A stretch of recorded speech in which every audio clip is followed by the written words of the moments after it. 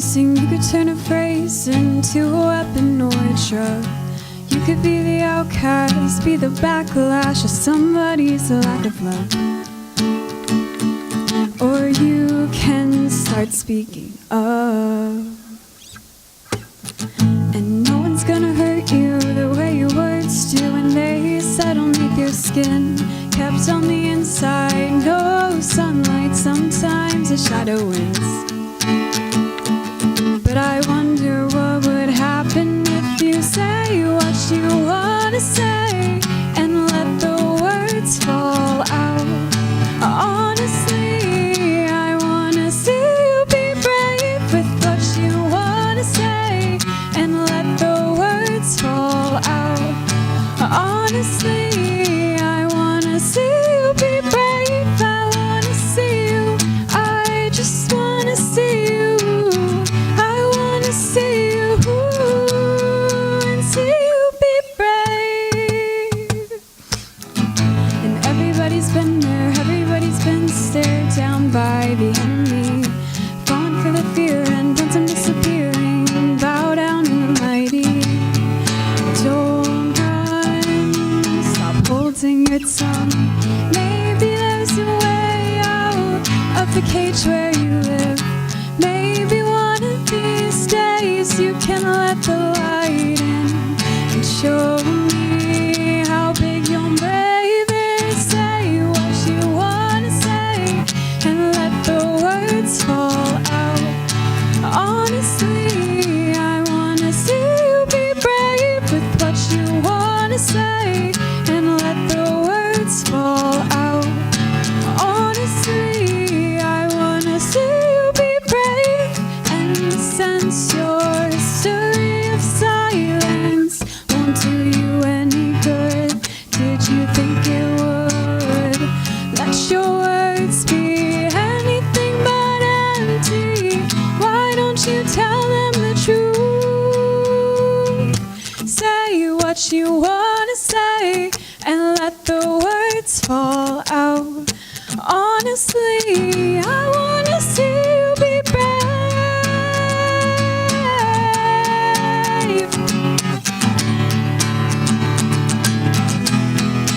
See you be brave with what you want to say and let the words fall out. Honestly, I want to see you be brave.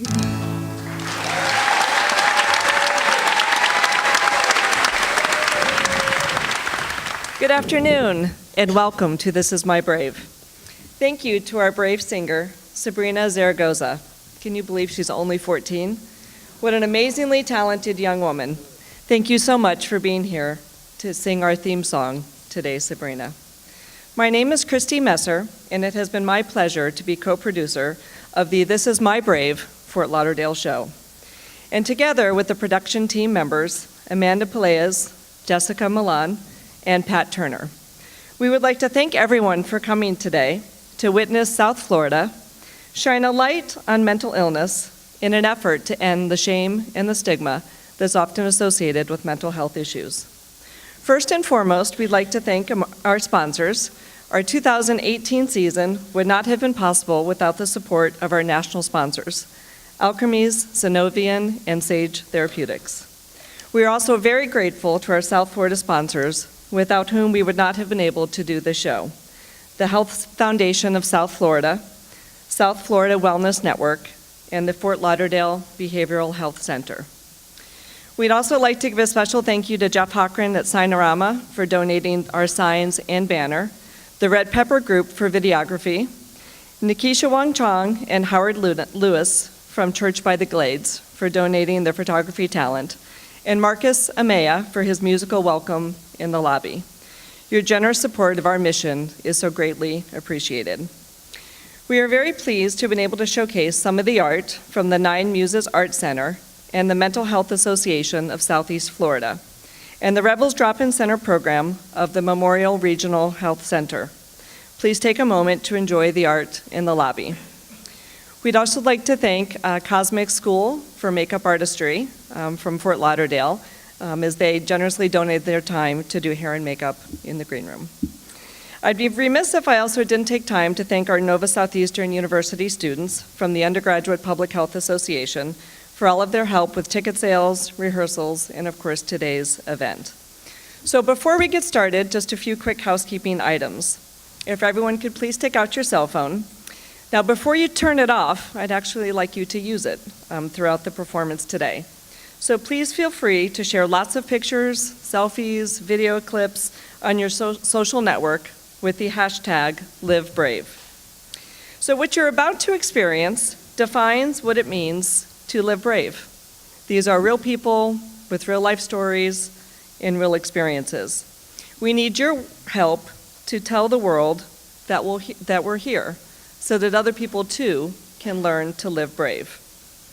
So share away, don't be shy. Our students will also do their best to retweet as many posts as possible so that we can extend our reach. Please, however, silence your phone during the performance.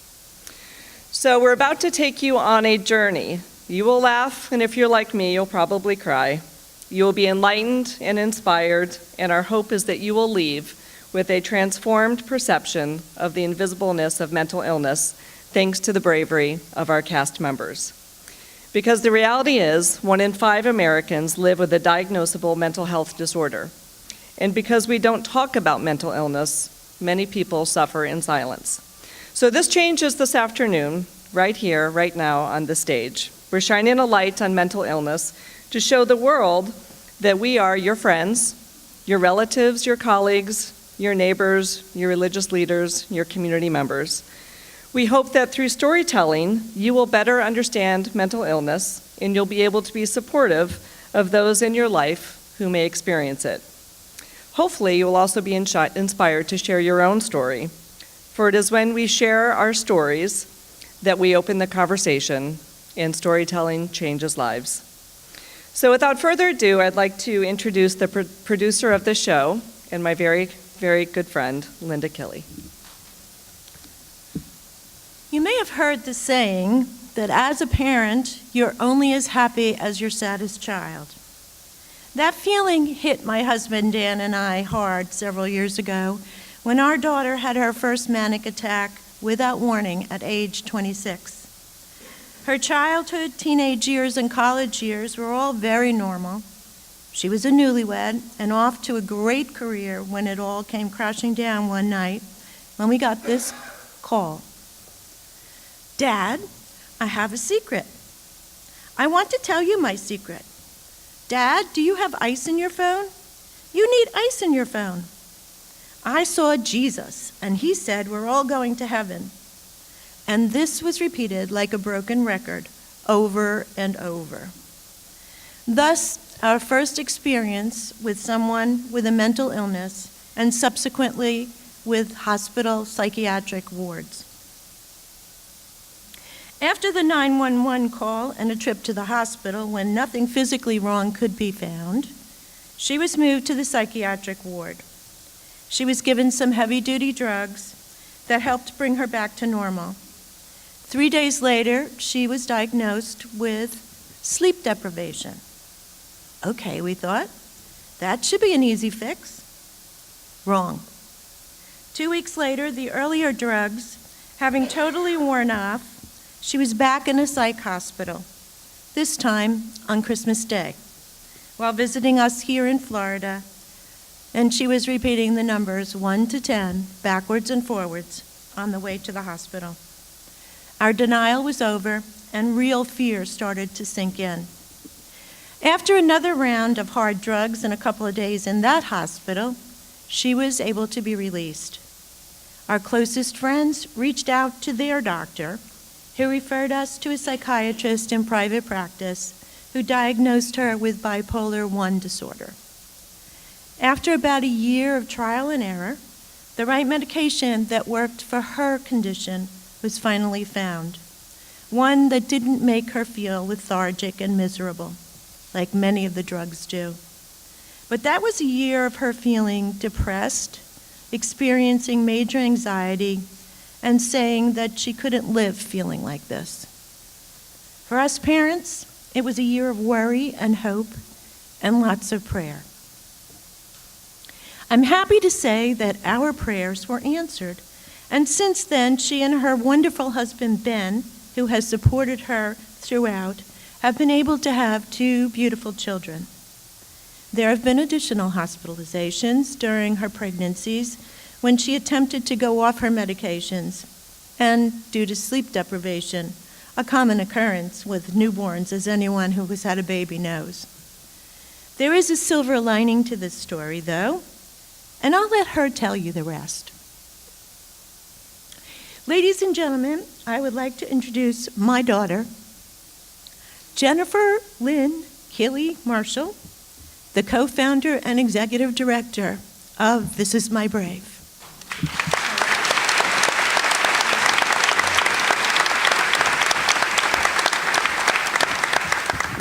My journey with mental illness is not unlike the way most people struggle with it. I hid my pain at first and feared that I would never get better. Thankfully, that horrible chapter of my life, which my mom just described, didn't last forever. I found solid recovery in 2010, and when I began on that recovery path, I was desperate to find stories of people who had found ways to live successful, fulfilling lives despite this lifelong diagnosis with no cure. The only problem was that no one in my circle of friends or family was talking about it. So I did what a lot of us do when we're searching for things these days, and I turned to the internet. And I found a community of people who were sharing their stories so courageously that they inspired me. And I began writing my own story on a blog that I titled bipolarmomlife.com. After 2 years, a year and a half of blogging anonymously, and then 2 years into it, that blog eventually led me to launch This Is My Brave on Kickstarter when I met my co-founder, Anne-Marie Ames. And I have a quick little story about when I met Anne-Marie. We were introduced at a party of a mutual friend, and I had just gone public with my story, and she recognized me from my blog, and she said, "You're bipolar mom." And I looked at her and I said, "Yeah, normally people call me Jen, but yeah, I am known as bipolar mom." The power of This Is My Brave lies in the power of storytelling. A person's ability to be vulnerable and raw and honest, which is what you're going to hear today. These days, we put our highlight reels on social media, afraid to show any flaws or struggles. But in reality, pain is a human condition. And it's when we're able to open up about these journeys through darkness that we not only help ourselves to heal, but countless others who may come to our shows or watch our videos on YouTube or read our stories on the blog. We find hope in knowing that if that person up there could make it through and tell their story, then I can be brave too. And I can make it through. Since 2014, This Is My Brave has produced 38 unique shows in cities across the U.S., and we became international last year with 2 shows that were produced in Australia. We have another one in Australia this year as well. This show that you're here to witness today is our 39th show, and we're so thrilled that you're here to witness these brave storytellers. Yes.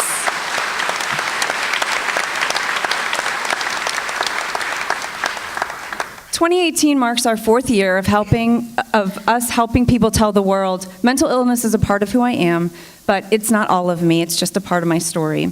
Our YouTube channel contains over 600 stories, personal stories from our shows, and this year we're working with volunteers across the country to do 20 shows in 2018, and we're also filming a documentary.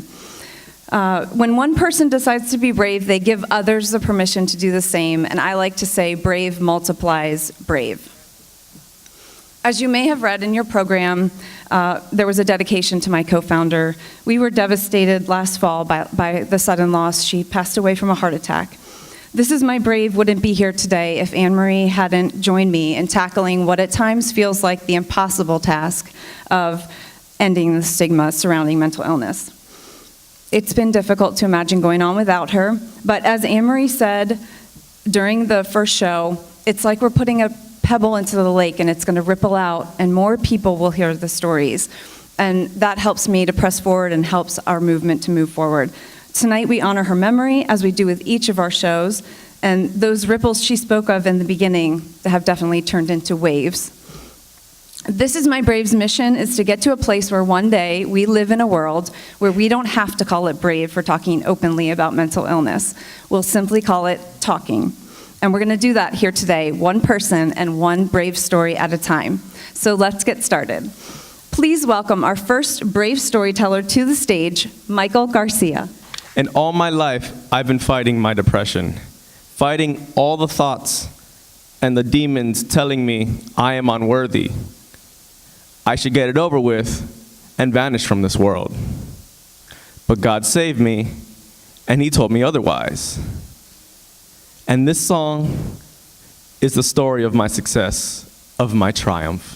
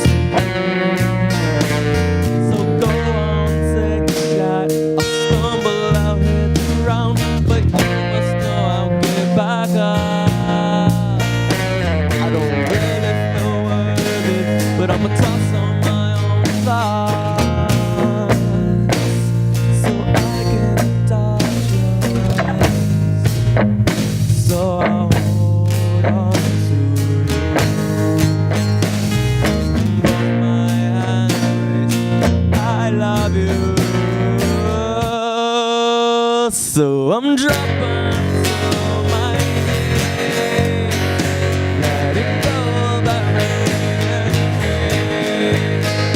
Father, can you see me? Can you show me something that is unreal? My face away, I feel I'm breaking. And just like an eagle, I spread my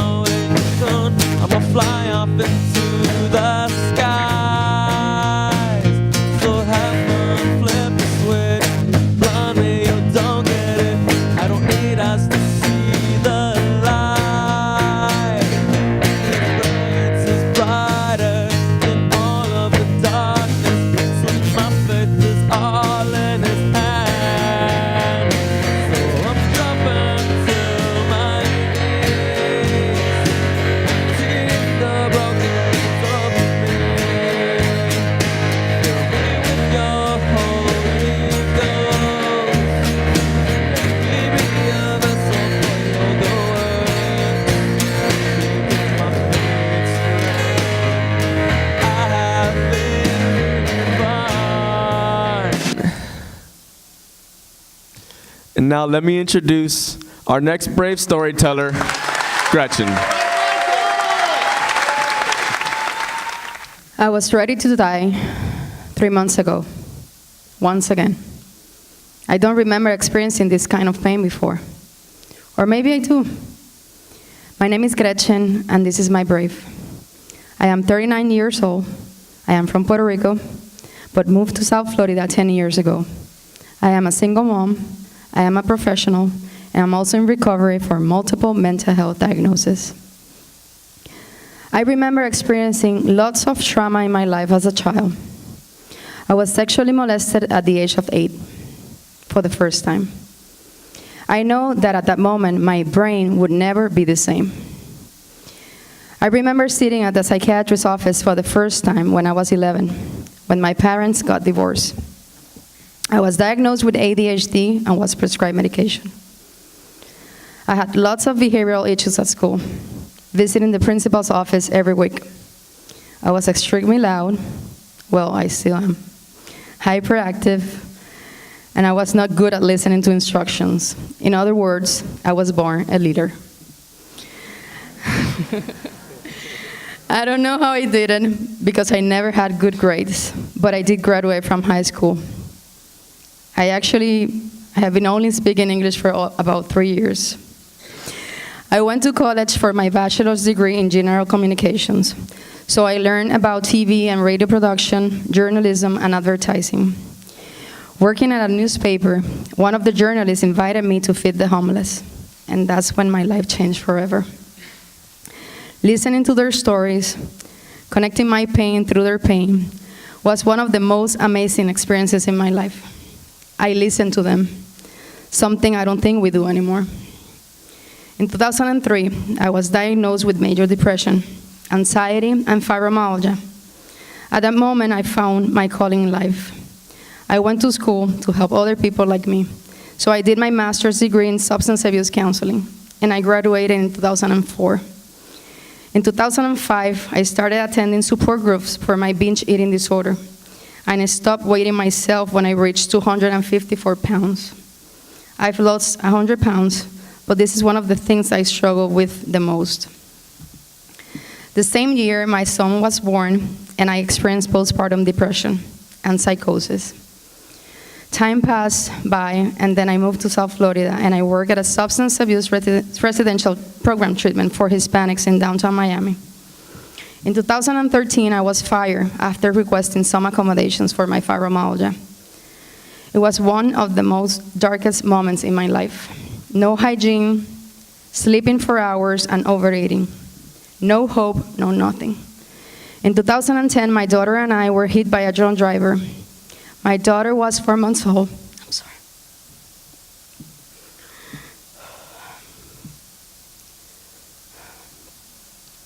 And she was airlifted to the hospital. I hit my head so bad that I was unconscious for a while. At 18 months old, my daughter developed trichotillomania, or hair pulling. And at age 2, she developed trichophagia. She also eats the hair.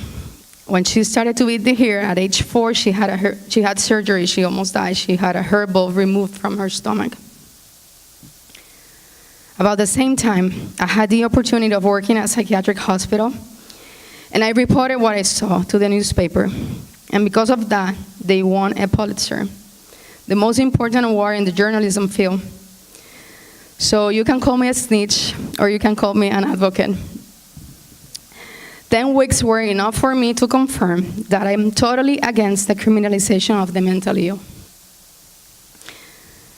2 years ago, I started working as the Family Outreach Coordinator for the Federation of Families South Florida Wellness Network, which is the only peer-run organization in the state of Florida.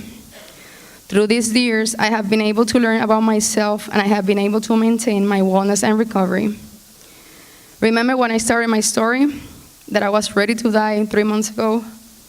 I was able to get out of that darkness again, because there's light within us. I am able to work on myself. I am able to share that there's hope, and that you can and will be well again. I have lots of wellness tools, and through this journey, I am able to meet amazing, amazing people. I am vulnerable, and I don't regret it. I am ready to love again, and I'm ready to keep fighting for my goals and dreams, especially sharing the message to the Hispanic community in Spanish. At one moment, I was having a temper tantrum, and I said to myself, I don't want to learn, I don't want to grow, and I don't want to be strong. But you know what? I am ready because I am strong, I am resilient, I am courageous, and I am a survivor. I believe in the power of relationships and human connection. I will keep advocating for those like me who do not have a voice. I am able to share my passion with others, and I am ready to keep learning and growing. I am embracing my uniqueness and weirdness more than ever, and I'm against stigma and labels. I believe in compassion and empathy. That's what all we need. I thank God and my kids. Because of them, I'm still here. So let me introduce our next brave storyteller, Candace. Hi, I'm Candace. I'm currently pursuing my bachelor's degree in social work. I'm 26 years old and mother to a beautiful 2-year-old. After the birth of my son, I was bombarded with a lot of emotions. I was angry, sad, ashamed, and depressed. I had postpartum depression, with which I struggled for over a year. During this time, I realized that the support for maternal mental illnesses was limited, and so it is now my passion to bring hope and support to mothers who suffered as I once did. My piece is about my struggle with postpartum depression. The stick turned pink, and I started to think, oh, I'm gonna be a mother. My heart was filled with joy for you, my baby boy. 9 months you grew, and I did as all good mothers do. I prepared for you.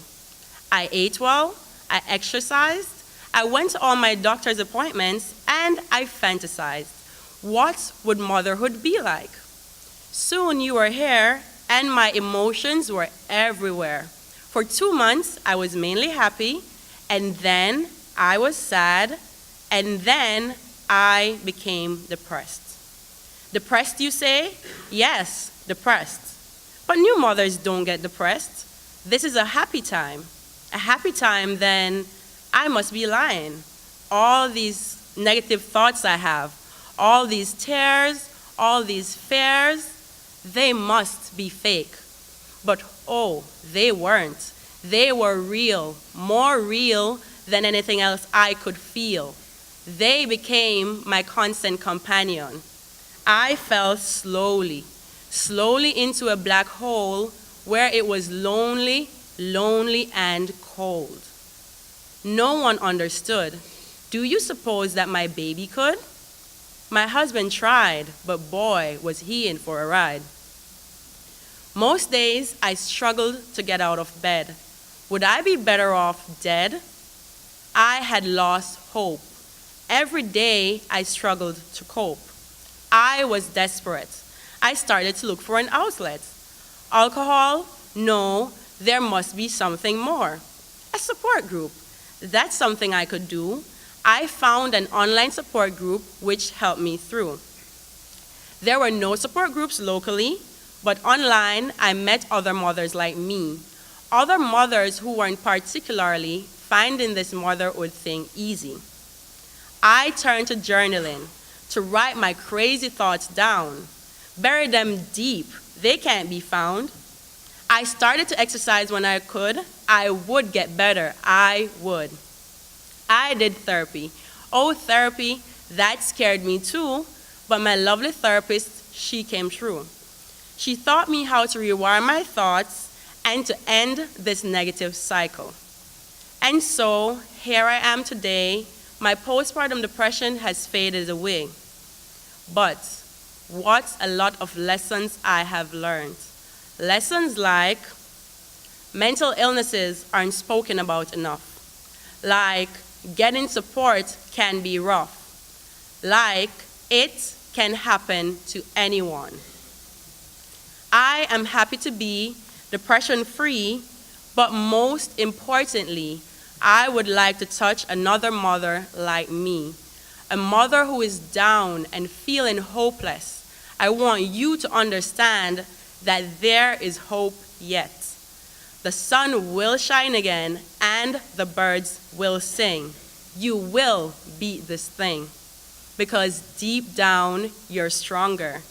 Deep down, you are a warrior. This experience will open your eyes and make you realize how very strong you are, how special, how capable, and worthy. So chin up, and don't you dare give up. I would like to introduce our next brave storyteller, Kenneth. Good afternoon.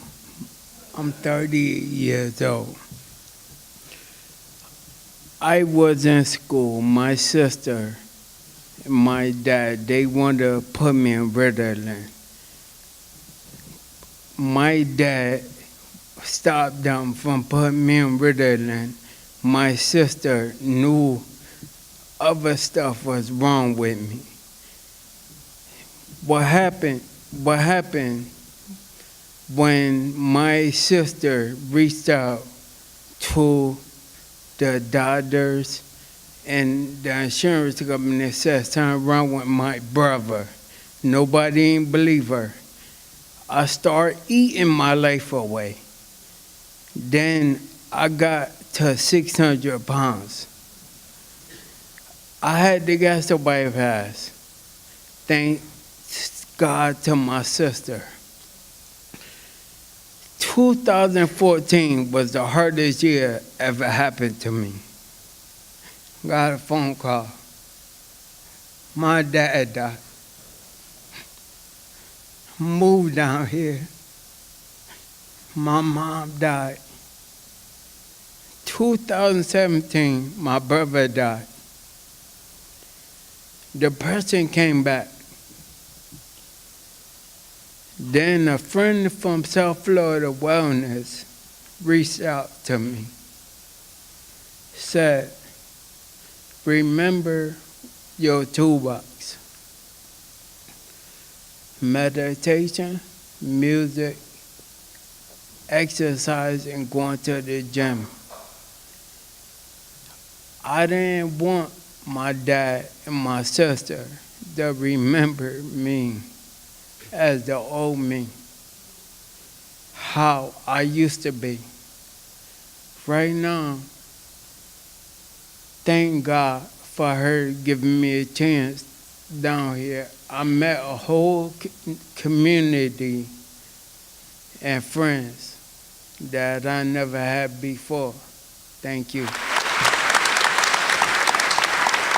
Next is Alex. My name is Alex Lassa, and I've been dealing with mental illness all of my adult life. In my early 20s, I had my first psychotic break a short time after I transferred from the local community college to the University of Miami. I loved music. I wrote original songs, and I had ambitious plans to become an audio engineer / producer. But at that time, I started having strange thoughts and visions. These thoughts were erratic and started affecting my reality. I found myself dropping in and out of school. I was isolated, alone, and afraid, and no one seemed to know or care about what was happening to me. I had goals I wanted to accomplish, but my mind was not cooperating. During the last 3 years of my life, I've been a member of the Key Clubhouse of South Florida, a local nonprofit organization. Key Club! All right, Key Club! A local nonprofit organization that helps fight the stigma associated with mental illness by helping individuals increase stamina and develop social skills so that they can eventually go back to work and into society. I'm proud to say that I've now been working for 2.5 years. Thank you so much. I wrote the song I'm about to perform for you a few months ago. I never thought I'd get the opportunity to sing it again. But I'd like to say that I'm very grateful and proud to be on This Is My Brave, another visionary nonprofit that is making a difference in the world by shining a light on an illness that's been literally in the dark for way too long. The song is called We've Got the Rhythm. I'd like to dedicate this performance to Killi, Denise,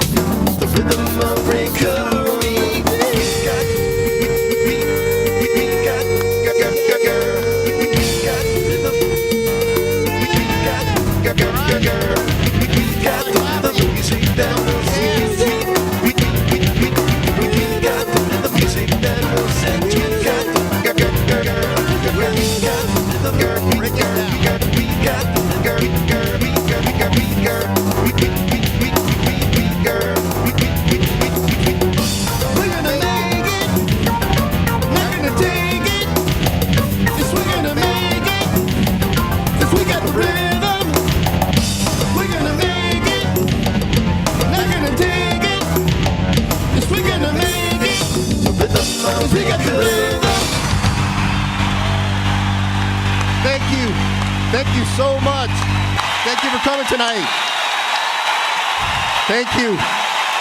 It is now my pleasure to introduce our next storyteller, our brave storyteller, the man with 17 names, Rowdy Gifford. I was raised up on a farm in Kansas. I had 3 sisters and 2 brothers. We lived with my folks and my mother's folks on the original homestead. Today I want to speak to you about post-traumatic stress disorder. After I graduated high school, I married my high school sweetheart. Then I went and joined the Army and volunteered to go to Vietnam. When I returned from Vietnam, it was clear to everyone but me that I was different. My wife divorced me without ever seeing me. My mother asked me to leave and go back to the Army. She was scared for the family, afraid I might hurt someone. I was suffering from PTSD. I do know that you don't have to be in a combat situation to suffer from PTSD. It can happen in your own home or anywhere else that you are fighting your own personal war. My PTSD affected me in many different ways. I felt I needed that adrenaline rush like I had back in Nam. I tried lots of drugs and alcohol, but that didn't work. So I did things that normal people don't do, just to live on the edge. These things finally got me locked away. In that place was the first time I was told I was suffering from PTSD. This was also where I discovered some tools that I needed to work with my PTSD. My main goal was to set productive goals and challenge myself to work for them. While still being locked away, I became a power lifter. This was good for both my body and my mind. Achieving a goal, I won first place in 7 meets in a row. After being released, I got a job and went to work. Katrina, who had been my special lady for years, found me and we were shortly back together. Shortly after that, I went to work for a large plumbing company. Setting goals again, I studied and passed my journeyman plumber's license. A couple of years later, I returned to the books and passed my master plumber's license. Around the year 2000, I took up bodybuilding. Then in 2002, I won first place in the North American Bodybuilding Federation Grandmaster Supernatural. I was 2 months shy of my 50th birthday. I continued to work for Ridgeway Plumbing until I had been there for 20 years.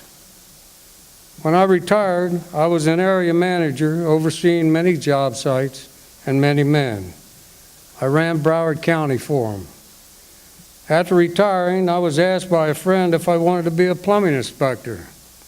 I told Scott, sure, and went to work for the city of Parkland. Setting goals again, I studied and passed more tests. First my plumbing inspector's test, then a plans examiner. You would think after all this time and all that I had done, I would no longer suffer from any symptoms of PTSD. However, my wife Katrina knew better and tried many times to get me to talk to someone. Instead, I started writing about things in my past before I was locked up. About this same time, Jeannie talked to my wife about building a mobile bus to give the homeless showers. So I volunteered to design and with help built the bus. So now I had 2 hobbies, riding motorcycles and volunteering to help someone. I also kept writing down things from my past. Kimberly, a mother of 3 boys and a husband studying to be a doctor, came by and read some of my writings. Turns out she edits and publishes books. So I finished writing, and the book is published and in print. It's called The Man with 17 Names.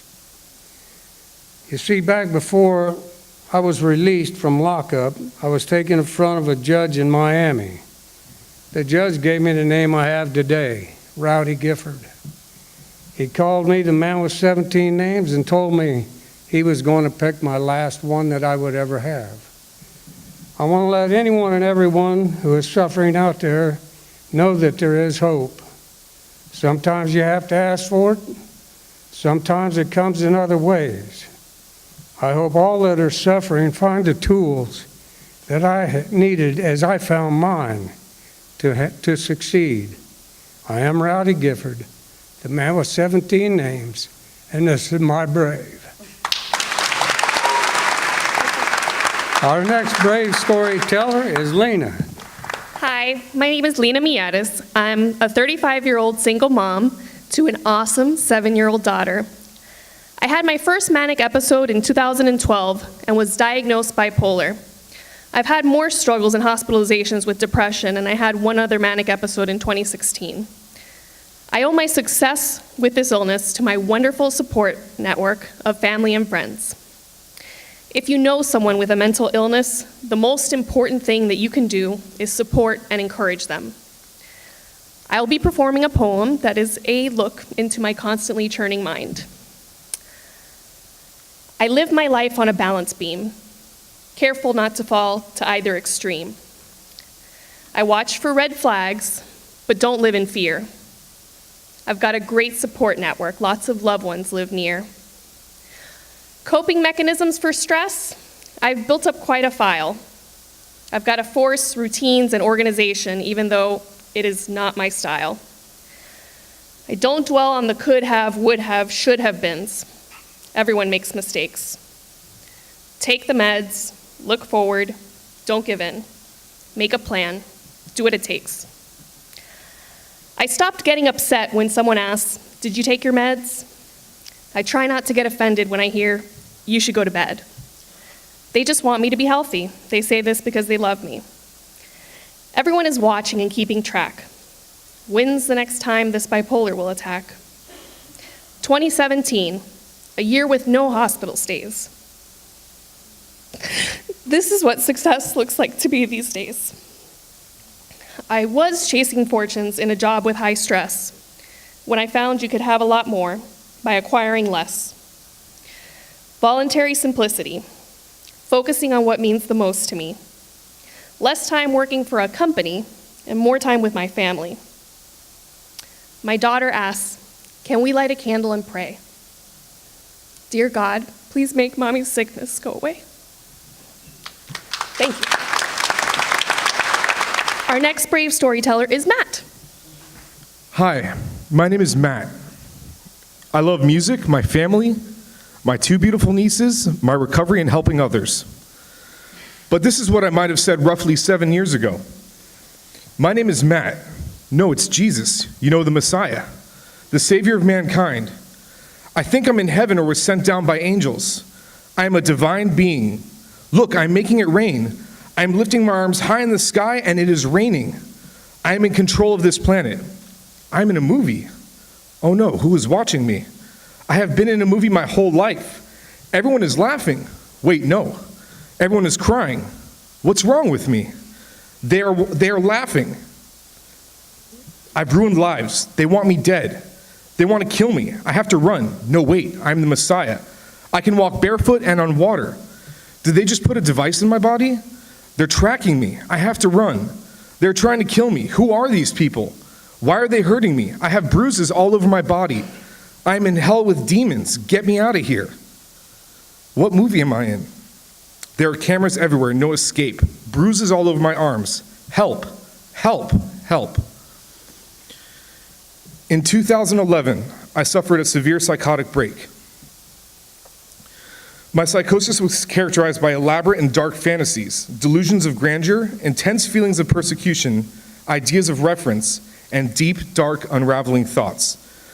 Those bruises on my arms were marks I had endured after repeatedly attempting to hurl myself out of a thick window in a psychiatric hospital in South Florida. After an intense buildup of years of stress due to addiction and marijuana use, unbeknownst to me, I was completely imploding. My mind was a pressure cooker set to go off and take me to the darkest places I've been to this very day. After spending several weeks in a psychiatric hospital, followed by nearly a month in a partial hospitalization program, the road ahead was a difficult one in which willpower and self-determination alone could not have sufficed. After returning back home from the hospital, I remember waking up after many hours of sleep. My thoughts aren't right. I'm not working properly. My brain is done for, fried. I am broken. Broken was my state of mind. Not low confidence, not low self-esteem, not even defeated, but broken. A fractured and paralyzed mind and a soulless, numb feeling encapsulated my being in its entirety. I felt purposeless and done for. A human being who had great talents and potential, totally done for. Throw me off the factory conveyor belt of mankind and into the dumps. That's how I felt. Still engulfed in the depths of addiction and swallowed by this fractured, isolated feeling of being broken and hopeless, what finally happened? What event or series of events or resources and support could have possibly contributed to me having my mind, passions, life, and soul back today? How did I go from feeling like an empty shell of a being, lost in the confusing deep stretches of time and space, to feeling loved, to loving, to having purpose and goals? There is no simple answer. My recovery has been difficult, and to be honest, I must have spent the first 4 years post-hospitalization staring at the walls in my room, thinking about how broken I was, feeling imprisoned in a mind that was locked away in a deep, dark cellar, consumed by the darkest of thoughts. There was no one moment realization or epiphany for me. I can honestly say that I can't remember what sparked or ignited my recovery. Recovery for me was and is a gradual, lifelong process. My mental illness was not my fault, but I was completely inundated in a sea of shame and stigma. For years, I suffered in silence. I grew up in an upper middle class family with excellent support and love around me, a father who coached my Little League baseball games, a mother who gave me and my sister nothing but the best of everything, great vacations, great education, and private schools, an abundance of resources such as tutors, coaches, doctors, you name it, we had it growing up. How did I suffer a mental breakdown and end up psychotic in the hospital, hallucinating and fearing for my life and for the lives of those I love? The answer is simple. Mental illness does not discriminate. Addiction does not discriminate. I had everything going for me, but my biology and my stressors surrounding me triggered my brain chemistry to become unbalanced. Mental illness is not a choice. As a matter of fact, it has a huge genetic component. I'm not an exception to the norm. I'm one of the lucky and fortunate ones when compared to the normal outcome in this day and age, where most people with mental illness fall through the wide cracks of our society. Did I recover with willpower and my own doing alone? No. Did I recover because while I was staring at 4 walls in my room for so long, I prayed mental illness away? No. I would not be here today and feel a liveliness and sense of purpose if I did not have the support and resources around me, period. Did will play a role? Of course. But later on down my path of recovery. Initially, my recovery took shape and form in my life because I have parents who did not want to see their son fall into the deep trenches of mental illness in a system so ready and willing to say goodbye and wipe their hands clean of it. And parents who could also afford great care, psychiatrists, talk therapists, medicine and other support programs, as well as counseling services that focus on lifestyle changes and growth and adaptation to recovery. Let me repeat, I was and am one of the fortunate ones. But let me be clear about what recovery means to me now. It would be easy for me to say to myself, yeah, I was lucky, huh? Too bad for the others. But no. My recovery only works for me if I give it to others. I am not here to say to hell with the system, they'll figure it out eventually. No. I'm here to work my recovery and give back to others. I'm here to advocate for a better system where mental health care is not a luxury, but a right. I'm here to let others know that there is hope and that mental illness is recoverable. Those suffering are not voiceless. They have a voice that can't be heard, but I hear it. And I will spend my whole life ensuring that others hear it too. That others can go from feeling shattered, useless, and broken to feeling loved and giving love, to being passionate and working again. You are not broken. You are not alone. You have a voice, and I promise you I hear it. Thank you. And for our next brave storyteller is Heather. When I was 8 years old, I lived in Bowling Green, Ohio, and I wrote a suicide letter to my grandparents.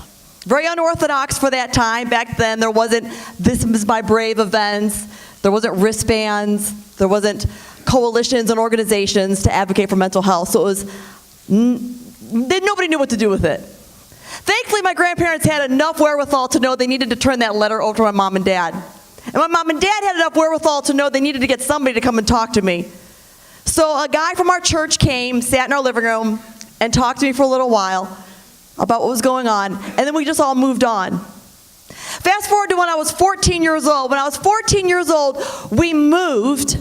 Happens all the time. How many of you guys have had to move before? Raise your hands. Yeah. That's it? Really?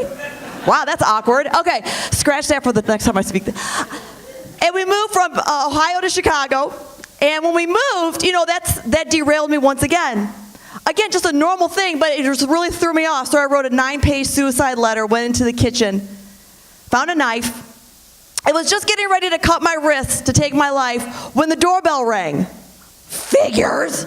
It was the orchid bug man. No lie. I mean, what are the chances, okay? So the orchid bug man was there to spray for the bugs. And I had to let him in because he was incessantly ringing the doorbell. And I was like, dude, you're killing me, man. No pun intended. So he came in, sprayed for the bugs. And by that time, my mom and dad came home thwarting the second attempt. Fast forward to when I was 17 years old. I was dating a guy. I won't mention any names. Dale. Oh, shoot. Hate when that slips out. If you dump me, you're going to come up with a story. Sorry. Anyway, he wouldn't marry me. We dated for several years. He wouldn't marry me, and I couldn't handle that. Now, how many of you guys have ever dated someone that wouldn't marry you? I mean, raise your hands. It happens, right? Okay. Well, for me, it derailed me. And so this would be my third attempt. I went into the bathroom, took a bottle of pills, ingested them, tried to take my life. They rushed me to the hospital, did what they had to do, and were able to save it. Fast forward to when I was 23 years old. 23 or 24. I was getting married to a pastor and was still just kind of going through life, not being able to cope with everything the way normal people do, but not letting anybody know that because now I was marrying a pastor. So it was like game face. Let's go. We had been married for 1 year when I all of a sudden just unraveled. I couldn't handle, being a pastor's wife who was crazy. I mean, nobody told me how to do that. There wasn't any books or Netflix episodes on it. So I was tripping, man. And I mean, not literally, but. So on July 30th, 2000, I decided to take my life again. I called my husband to let him know. I went to a Walgreens in Davie, Florida, went inside, bought a bunch of alcohol, went into my car in the Walgreens parking lot, consumed all the alcohol, and began to take my life in my car. Because I had not written a suicide letter this time, I had enough wherewithal to know that I didn't want my husband to wrestle with the rest of his life thinking it was his fault. So I called him while I was committing suicide. And I let him know it wasn't his fault. Well, he was able to kind of keep me on the phone as I was in the process of doing this in the car to find my location. He got to the location, and he was not able to stop me from what I was doing. This time I was really determined, you guys. I really wanted to take my life on July 30th, 2000. Nothing was going to get in the way, not even my husband. So he was unsuccessful. He called 911. 911 first responders showed up. They came to the car. They tried to get me to stop. 6 first responders were unable to get me to stop.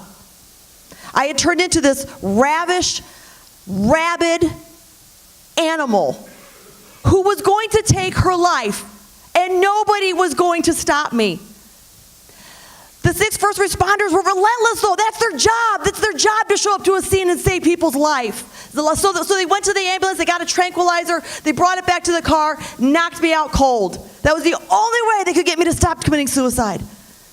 They strapped me down to a gurney, took me to the hospital where they put me in triage, treated my injuries.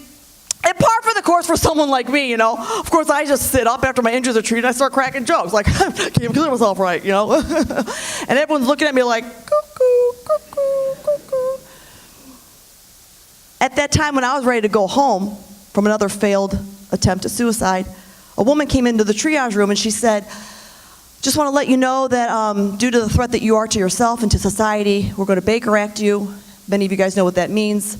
State of Florida is allowed to detain somebody for 72 hours under psychiatric care if they're a threat to themselves or society. So I was transported to a psychiatric ward where I was put into a room by myself. I had piss on me, barf on me, blood on me, a shoe missing. I was locked into this room. They put a security guard outside of my room. They took away my wallet. They took away my husband. They took away everything. And there I was in the middle of the night, in the middle of a psychiatric ward, by myself, a pastor's wife who couldn't successfully commit suicide.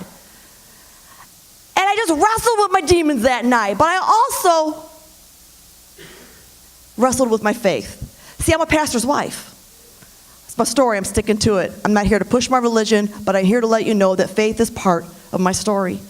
And so I cried out to God that night, and I said, if you are who you say you are, I need your help. And so, God, if you could just move into this room right now and take care of me and help me get out of here, I will dedicate the rest of my life to helping people not end up here. And that was 19 years ago, and God and I have stuck to the deal.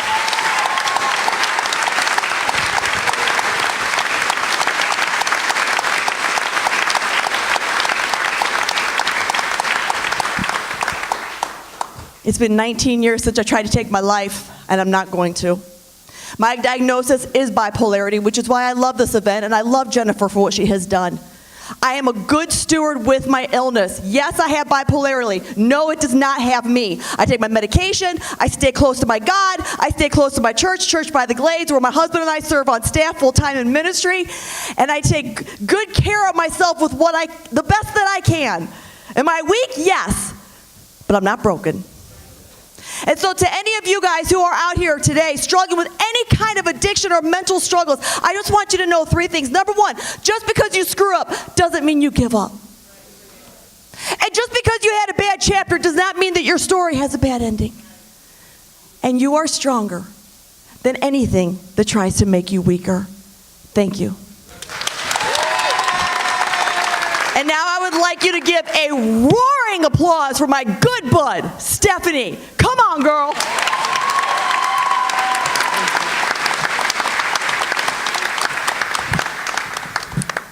My name is Stephanie. My parents ran away in the early 60s to get married.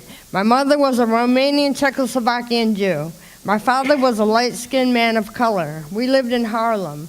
My brother, who was 2 years older than me, died in a tragic accident, sliding down a banister and cracking his head against a fridge and bleeding to death in my arms.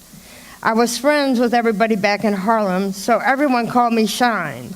My dad got a good job working on the railroad, and he had a housing allotment. But mostly we lived in the car because he drank away the allotment.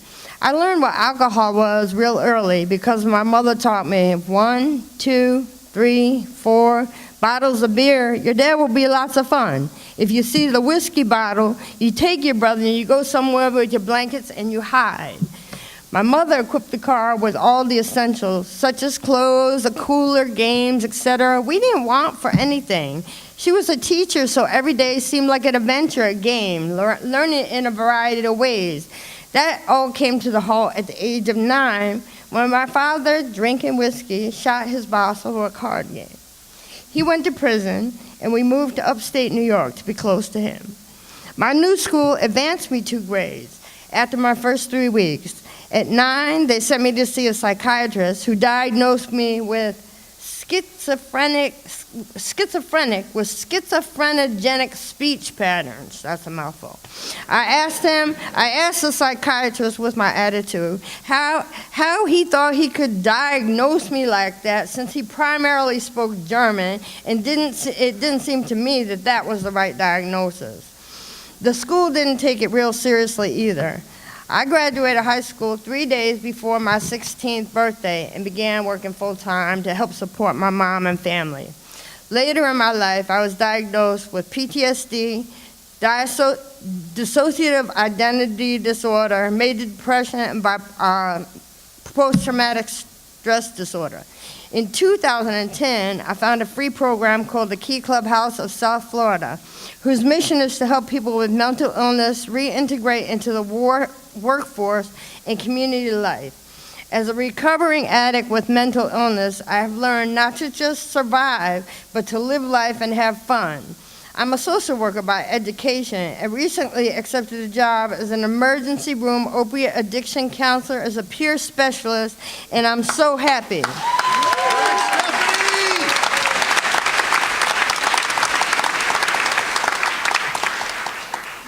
My poem tells my mental health journey. What do you see? Well put together, functional I go, 27-year professional social worker. What do you see when you look at me? Only I know what lies deep inside, the pain I sought so long to hide. Huddled in a darkened room, insides tumultuous, feeling like an earthquake, quivering, nerves all ashake, a lonely soul no one can see. When I go outside, I look like me, clothing match, earrings too, all cleaned up with shoe shines too. You didn't know my pains inside. My life soul quest was to hide at work, with friends at school, yet always excel, the perfect perfectionist, I always look well. Always years before my age, familial alcoholism and mental illness set the stage. When I had my very first taste, I found it all the route to escape. So very simple, you will see. I just didn't want to live as me, not live my life, exist in my skin, certainly not to let you in. I had to hide, for I was shamed. I figured it out. I was to blame. Social stigma pounded at my door. It was too much, no room for more. And so, seeking my final solution, I tried to take my life again and again and again. I couldn't succeed. Even death wasn't my friend. I wanted relief, just not to be, to close my eyes and never see. Not what I had seen, felt, or heard. Disappearance was what I craved. My illnesses had me enslaved. No way out, none that I knew. I tried, I used, I fumbled through. All from the outside things look good. I worked, owned a home, other properties too. You'd never know unless I told you what was dwelling within, the deep dark hole that I lived in. I'm here to say I've begun again. No more escapes, a brand new way. I let go of the past, created new goals. I'm moving, I'm thriving, I'm feeling whole. Better than ever, I can hardly believe it's true. Most days I'm content, even full of joy. I delight in humor and having fun. Respawn in my life. I'm on a new run. Searching and seeking. Employment on joy. Well, I got that. Faith today, I know it will come. I get up to have my coffee and begin with the sun. With almost an eagerness that greets every day. I live, love, work, and laugh, and I've learned to play. Every day I seek to give back. With renewed health and vigor, I reach for my life. I now know from within what I have to offer. Healing guidance with support, you too can prosper. We each find a path, though most not alone. We find we're not different, though some will shun. I reach for my life, my heart will warm with sun. Our next brave storyteller is Carlos. Thank you. Good afternoon. It's so wonderful to see you all here today. How y'all feeling? All right. The definition of fog dog is the point at which light breaks through a fog. 7 years ago, I was lost in a fog of psychosis. I went from a promising scholar who was admitted early into medical school at 18 to a gravely ill person in a mental health crisis. By my senior year of college, I was isolated from my community, eating out of trash cans, and rambling incoherently to myself. I hope to share with you just 3 moments during my recovery in which the light could break through a treacherous fog. True story, a close friend of mine called my mother during my crisis and asked to speak with her. My mom immediately visited campus to speak with my academic advisor. My advisor said, "Carlos, you're an adult. You have the right to privacy. I don't have to discuss anything that has happened to you on campus." I said, "With all due respect, Professor, I have a Cuban mother. I have never had the right to privacy." Hi, Mom. But seriously, this intervention was early enough during my illness that it became a turning point and opened the way for an honest conversation about my mental health crisis at college. This was the first glimpse of light after months in a darkening and growing fog. Over the course of the next 6 months, I saw nearly a dozen mental health professionals and received several diagnoses. Finally, just days shy of my 23rd birthday, I received the diagnosis of adult onset schizophrenia. I remember asking my doctor, look, man, what does this mean? He said, Carlos, it's up to you to engage in your recovery and achieve your goals.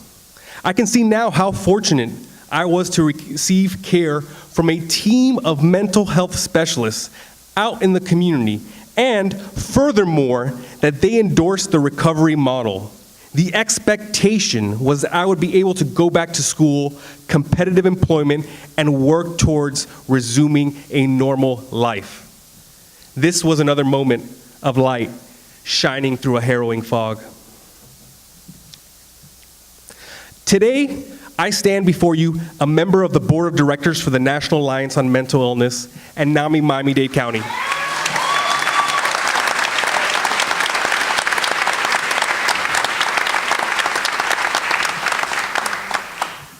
I am board certified as a family nurse practitioner, and I'm pursuing a secondary board certification for practice as a psychiatric mental health nurse practitioner. Yet, none of these achievements would have been possible without access to life-saving medication and necessary medical care. Early intervention, community-based treatment, and access to health care are 3 tenets of my recovery that are also in line with good mental health policy. And in this way, I hope to advocate for systems-level mental health reform and shine light during others' dark hours. Now for the fun part. As the band Fog Dog, my best buddy and I, we share our music so that other people do not feel they need to suffer in silence. We talk candidly about our recoveries from psychosis, addiction, and other brain disorders in the hopes that people will choose to do so as well. These experiences are often the nadir in the lives of families, but conversely, recovery in the face of such adversities is often the highest testament to the resiliency of the human spirit. Lastly, we share resources such as NAMI so that others understand they are not alone in their journey. And with that, we'd like to let you know that as Fog Dog, we know that love and hope are the guiding light that sees through the fog. I'd like to ask my Fog Dog partner, Matt, to join me. This is the coolest part of the whole experience, is being handed guitars. It makes you truly feel like a rock star. We've never had this before. It's pretty cool. So basically, this is an original song that Carlos and I wrote together called "You Are Not Alone," and to us it touches on Fog Dog at its core. That if we continue sharing our stories and connecting with others, sharing their stories, we can all empower each other to make change in the mental health community, locally and abroad, and to achieve our path of recovery. So here it goes. This song's called "You Are Not Alone." You guys hear it okay? All right. 1, 2, 3, 2, 2, 3, 3, 2, 2,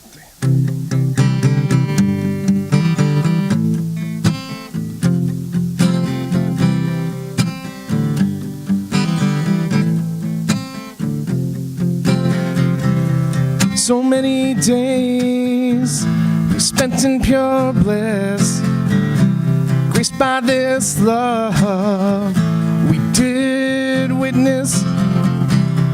Laugh like children, let our love roll, dangled our hopes on dreams of a home. But now our souls are hardened and our tongues are tied and our eyes are heavy, like the tears that we've cried. So baby, please remember, you are not alone.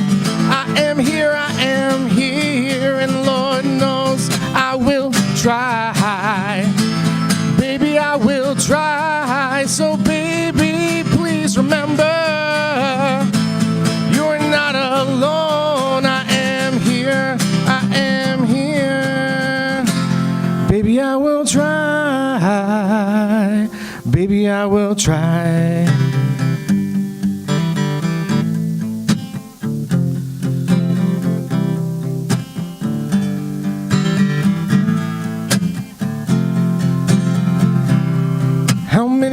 tears must we shed? How many more days lost in fear and dread? There was a time it was so plain to see.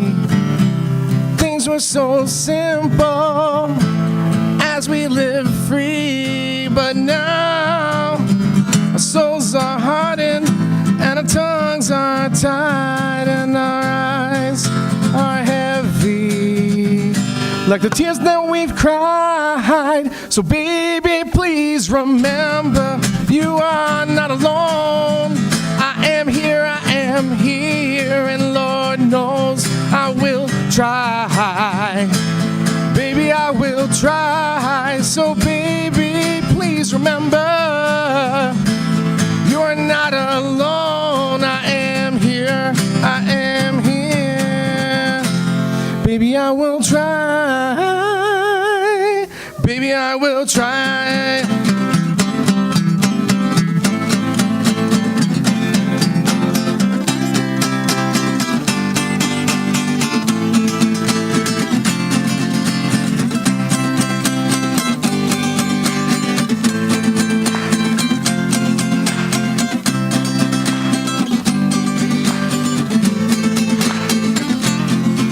So baby, please remember, you're not alone. I am here, Lord knows I'll try. So baby, please remember, you are not alone. I am here, baby, I will try. Baby, I will try. All right. Thank you guys very much. Thank you. Thank you guys. I'd like to invite our next brave speaker and colleague, Jeannie. Have you ever felt like a victim, helpless and alone? Have you ever felt like everything would just be better if you went to sleep and you didn't wake up the next morning? I often felt like this, especially during my several years where I was homeless and on the streets. This is a story about how I went from begging for change to accepting change, to being the change. Like many of us, the choices I made as a result of the events I experienced as a child were what created my everyday existence. My childhood was anything far from perfect. The fact is, I was repeatedly raped, molested, and suffered from PTSD. However, the story I made up about what happened is what would eventually lead me to living under a bridge for nearly 10 years, begging for change. I didn't know how to process the events of my childhood, but I still fought to stay alive. How does a 4-year-old survive? How does a 9-year-old survive? She pretends. When I witnessed my father shoot himself, my mother took me to a psychiatrist. The psychiatrist told my mom that I had an amazing way of pretending it never happened. I had learned how to shut my brain off. To avoid the reality, my brain was too overwhelmed to process all the trauma. So it masked everything. It lied to me, and it lied for me. My brain was in survival mode for years. I chose to pretend to be perfect at everything, mainly because I didn't want people to know how broken I really was inside. The facade eventually caught up with me. When I injured my back, I was prescribed pain pills. The pills made not only the physical pain subside, but also the emotional pain, which I had worked so hard at every day to keep at bay. The more I used pills, the more I lost. I lost my life, I lost my family, my cars, my home, my husband, and eventually my 4 sons. It's hard to believe that I could turn the maternal devotion I had for my sons into a selfish devotion for my addiction. However, the pain I had been covering up for years had become too strong for me. Soon, I was on the streets begging for change. One day, After about 10 years of being in addiction and on the streets, I received a scathing letter from my son. This son is tough as nails, but also is sensitive and has a huge heart. In the letter, he lets me know that he's tired of looking for my name in the obituaries, and he just wished it'd be over already. The letter got through. This was the moment of clarity. It was that first time in a long time I could feel deep pain. I was so used to being numb and detaching from my feelings. It was as if my head and my heart were completely separate and that my heart couldn't feel any longer. After being emotionally numb for years, the pain I experienced after reading his letter shook me alive. I got in touch with the fact that I actually had a reason to live, 4 reasons to live, my 4 sons.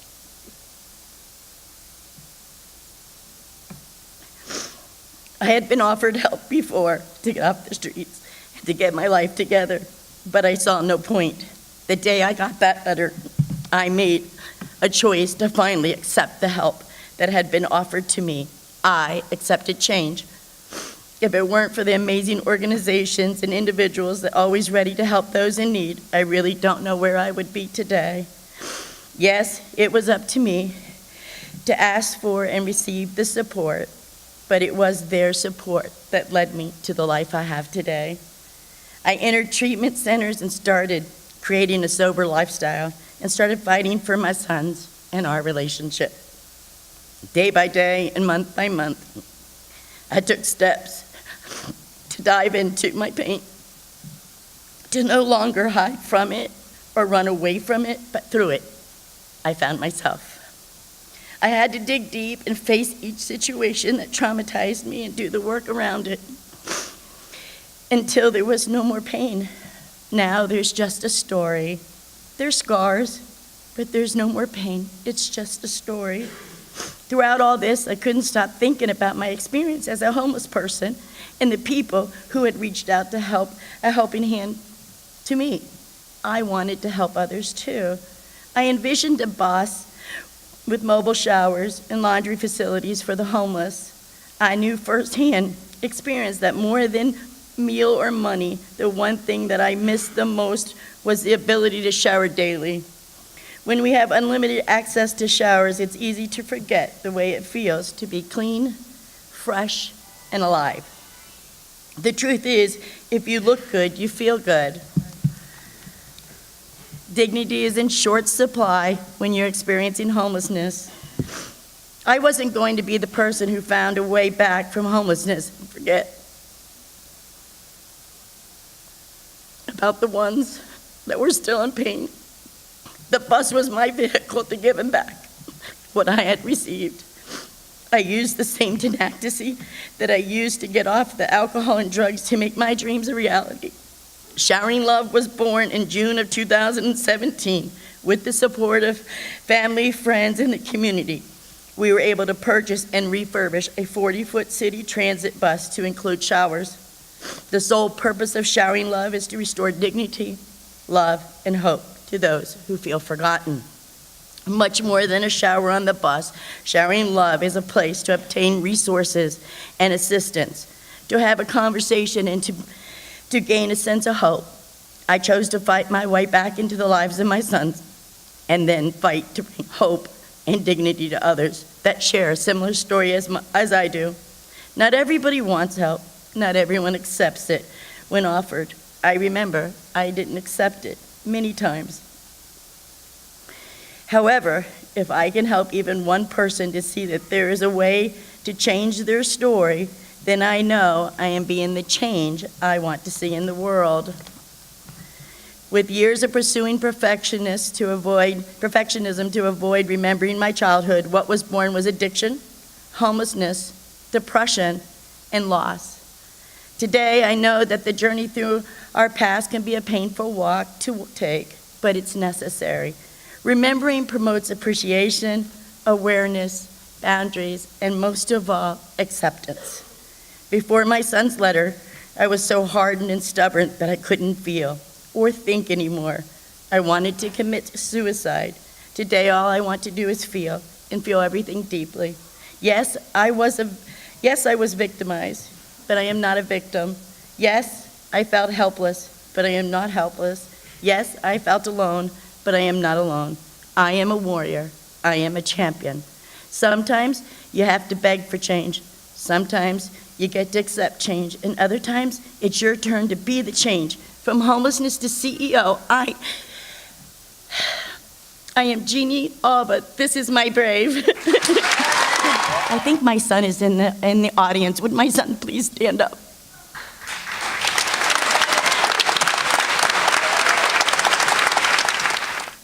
Amazing stories, every single one of them. And I'm so proud of every single one of you. If you are moved by what you witnessed here tonight, and you'd like to make a contribution to This Is My Brave to help them continue this vitally important work, please text the word BRAVE to 41444. You'll receive a reply text with a link, and when you click the link, you'll be able to make a donation in the amount of your choice via your smartphone. And thank you for your support. We'd love to meet you in the lobby where we can gather, take pictures, and visit with our storytellers and some of the artists from our art exhibition who may even be willing to part with some of their works. We also have resource tables with people from NAMI, which is the National Alliance for Mental Illness, DBSA, which is Depression Bipolar Support Alliance, FISP, which is the Florida Suicide Prevention, Second Chance Society, American Mental Wellness Association, the Mental Health Association of South Florida, and Rebels Drop-In Center. Our brave cast was able to shine a light tonight. Thank you. I get to say this part. Our brave cast was able to shine a light today on a topic we don't talk enough about. I'd like to take a moment to ask our audience to be brave with us. So, if you would please stand, if you yourself have experienced a mental health issue, or you know someone or love someone who has. We are all affected by mental illness, and simply being here today was an incredible start to building upon a movement of people who are willing to be more open and supportive to those struggling. We hope that you'll think of This Is My Brave, and you'll use this experience you shared with us today as a way to start the conversation and keep it going. So, last but not least, let's please have one more big round of applause for our brave storytellers.